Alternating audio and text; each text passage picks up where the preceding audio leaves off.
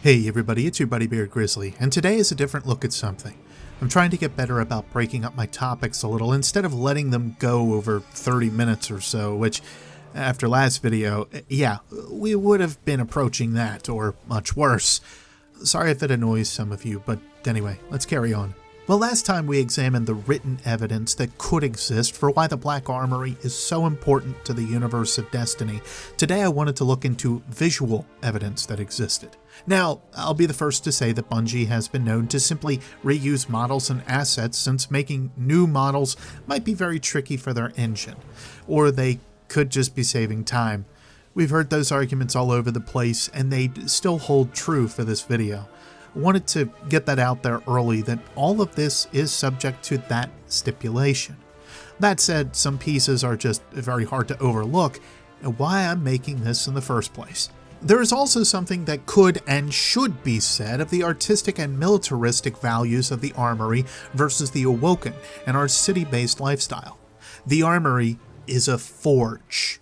It is there for the sake of creating and cultivating art, even if that art is a piece of equipment.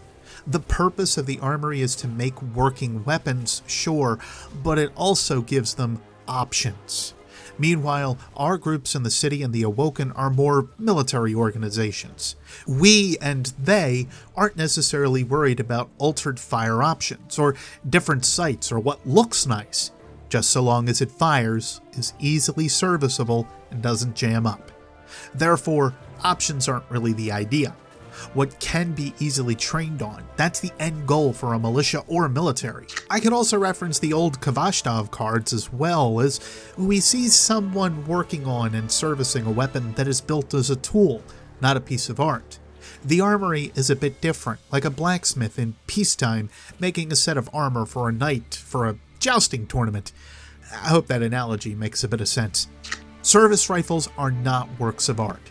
There, that sums that up. I should also mention that we won't be talking too much about the Graviton Lance and the Monte Carlo, as we know they are found in Chicago and Monte Carlo respectively. They are Earth-made weapons, also Sturm and Drang, and what about Bad Juju? No, wait, that was Toland. Just note the differences with them as we go through all of this, along with weapons like the Kvashtov. It's obvious Black Armory wasn't the only weapons foundry of the Golden Age, but they were onto something much bigger than the rest. Anyway, let's get into some of the comparisons with Black Armory and other weapons, and see where this all fits together. Maybe one day we'll get confirmation on some elements I've talked about here. Maybe. Yeah, we got a lot to look at. Oh boy. Let's get to this thing. Forgive me as I'm a bit off script here, but the comparisons don't necessarily need one. I think in a lot of ways that's the whole point of the visual aspect of everything. We'll be comparing some weapons here, but largely I want to focus on a couple of things.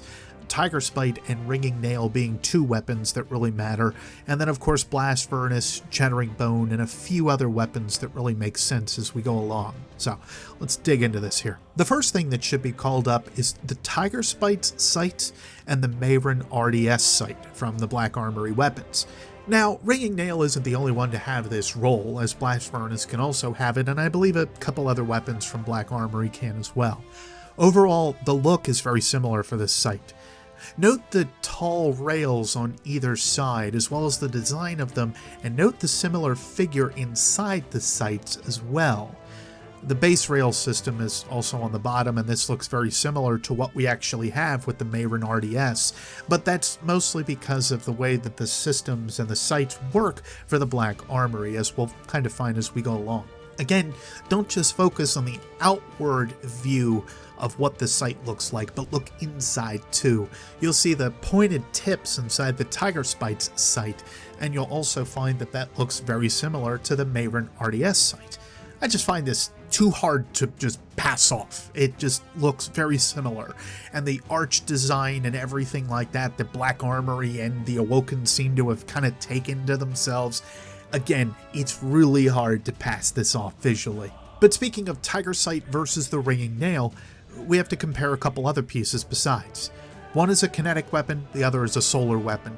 The different purposes for these weapons, of course, should be somewhat obvious.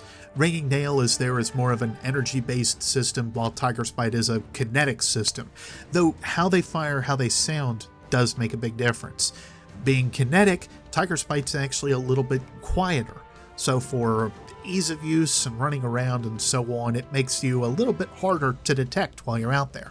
Ringing Nail's whole purpose is to just blast through as much as it can. It's more of a heavier rifle in comparison to what Tiger Spite could be.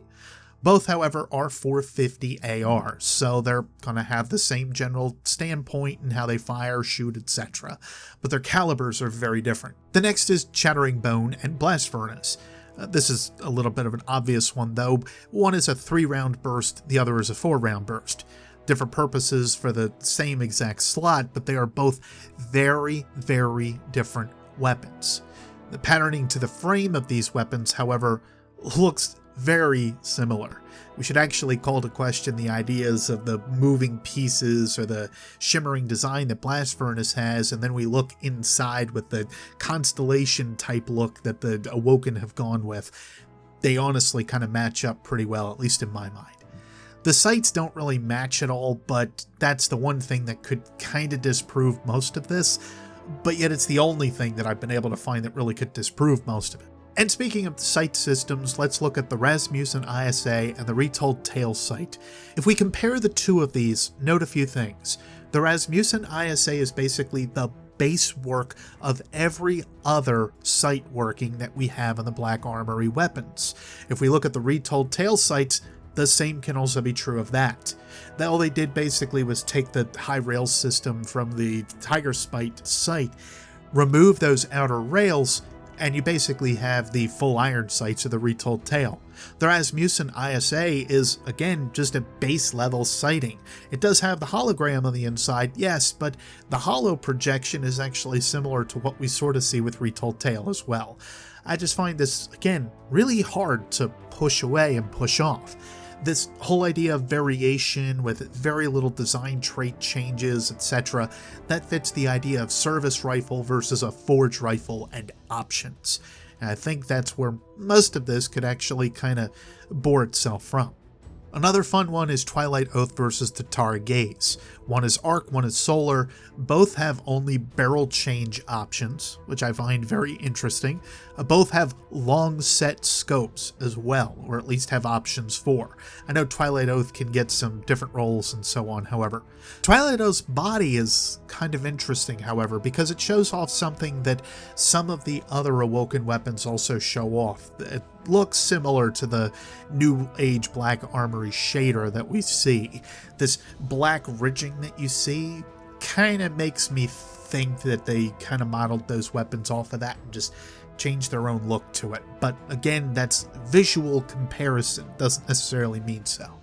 Both have shroud scopes, which isn't too uncommon, but it is kind of important to point out that the length of said scope is pretty similar for both Twilight Oath and Tatara Gaze. And again, that purposes ideas. Twilight Oath is there more as anti-personnel, where Tatara Gaze, especially with how heavy it is more anti-material. So the different purposes for both of these is pretty apparent. Kindled Orchid versus Waking Vigil is another alternate purpose kind of weapon. One is void, one is arc, one is large caliber, one is small caliber. But the same pattern of comparison as before is what we just got done with Twilight Oath and Tatara Gaze. They both fit the same typical pattern of what we see with a lot of Awoken versus Black Armory weapons. This is important for the forges as we go along besides. And there are a couple others that I do want to just show off for general reasons. The idea that we just got done with the Tatara Gaze and the Twilight Oath, let's expand that a little bit to the Elegy 49, which is a Hawk-A sniper rifle. The barrel versus barrel changes. If we compare the barrels on all three of these weapons, they all look virtually the same. It's the one thing that really kind of stands out about all three designs. The scope changes versus the barrel changes, though, make things a little bit on the different side. The SSO-05 Sniper Scout versus the Twilight Oath Base Scout are basically the same scope. The Twilight Oath, however, does have more of the base capping over top of the scope, where the Elegy does not have that. The grip and cartridge on the Elegy 49 look almost the exact same as Twilight Oath as well. And let's flip it all together. Let's go to rocket launchers for a second. Sleepless versus Braytech Osprey versus Zenobia D.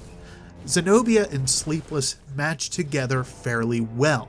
So we're talking Hake versus the Awoken stuff. They have the same load mechanics, they have the same general grip and trigger design, but then you get over to the Braytech Osprey and it looks entirely different. It also loads very different, where Zenobia and Sleepless are for backloading and more just your typical RPG launchers. The Braytech Osprey has a couple of missile rounds that you load into the top of it with a shootout top. And just to get this out of the way, the Braytech Osprey and the Dido Two-Tailed Fox have the same loading mechanism, which just furthers the idea that Clovis Bray and Dido are the same companies, right? Oh boy. There is also a comparison to be made to the shape and design of Suros rifles to that of Awoken technology. As you may recall from the analysis we had done prior, Namchi gave his Tiger Spite over for some much needed repairs on his ship. I'm loath to think that this was an isolated incident. Trading for parts and equipment, bartering for services, in a time of great strife and loss, that could be the common economic trade. While these are not the only comparisons I could make, I think I've presented enough for now. Let's move on to some other points. There's also something more generalized from these comparisons, something that I think is important to note. Bergusia is a forge capable of constructing any weapon. It also seems to be one of a kind. The weapons that come from Black Armory or Scourge of the Past are as follows: Ringing Nail, Blast Furnace, Kindled Orchid, Spiteful Fang, Tatara Gaze, Hammerhead, Striker's Sure Hand, No Feelings, Threat Level, Tempered Dynamo, Outrageous Fortune, and Bellowing Giant. And the weapons from the Dreaming City and the Last Wish raid as follows: Tiger Spite, Horror's Least, Translation Theory, Waking Vigil, Vouchsafe, Twilight Oath, Retold Tale, Abide the Return, Sleepless, Age-Old Bond, Chattering Bone, Nation of Beasts, Transfiguration, and Apex Predator. Between them, neither set of weapons has a breech-loaded grenade launcher, a linear fusion rifle, or an SMG. If we go further, overlap in this loot pool doesn't happen often at all, if ever. If one of the weapons are the same class, they may have something that differs from them. For instance, Tiger Spite and Ringing Nail are both ARs, but one is kinetic and another is solar. Chattering Bone and Blast Furnace are a bit of an odd exception, but again, both fit to different circumstances and firing modes. Sleepless, Bellowing Giant, and Apex Predator are all different elements. Abide the Return and Striker's Sure Hand alter in look entirely, as one is a claymore and the other being a swiftblade. I should also, of course, mention Black Talon, and you've got all three of the options for all the elements again, like what we had with Sleepless, Bellowing Giants, and Apex Predator. Vouchsafe and No Feelings alter in element types. Threat Level is a kinetic shotgun, while Retold Tale is a void shotgun. But perhaps my last comparison, and something I may need you guys to look into a bit further on your own: sound. Sound design in Destiny and by the Bungie team is something very particular. They pay special attention to how weapons, equipment, and other items sound. Sometimes this overlap is important. Other times it's just them on a weird pattern that they like to keep up with. In the case of the Black Armory and Awoken-based weapons, sound is equally as important in this way. Please note, it's not the weapon's fire and discharge that's always important, though there are some arguments that could be made there. I'll play some clips here of multiple weapons along with weapon names and see if you pick up what I do.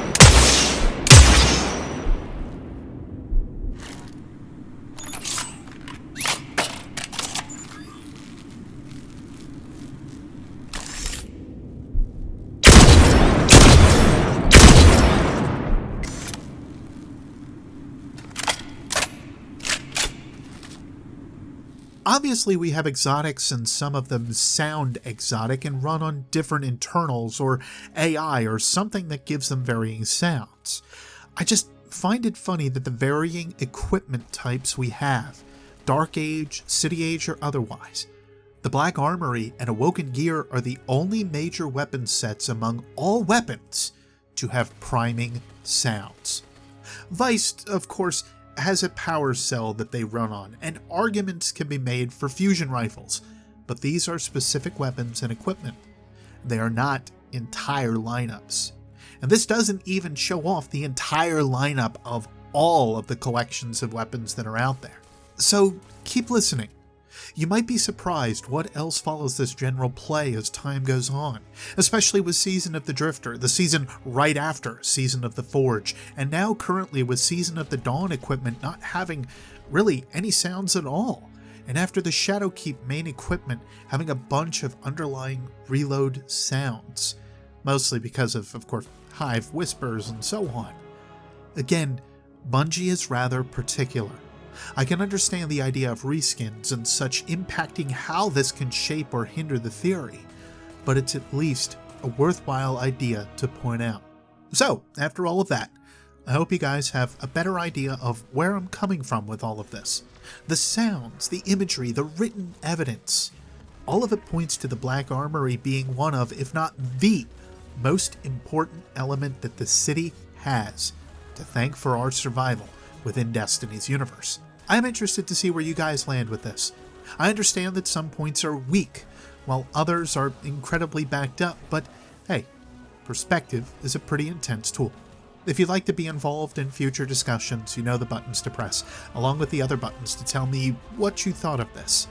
After all of the work on this series, if you guys could, seriously, go back and like the videos if you did like them. I would really be appreciative of that. I don't ask that often. If not, dislike so I know not to invest as much time into projects like this again. Anyway, thank you for sticking with this for as long as you did, from start to finish, even if just for this part. To all of you, no matter when or where you are, I'll see you next Space Time. Take care.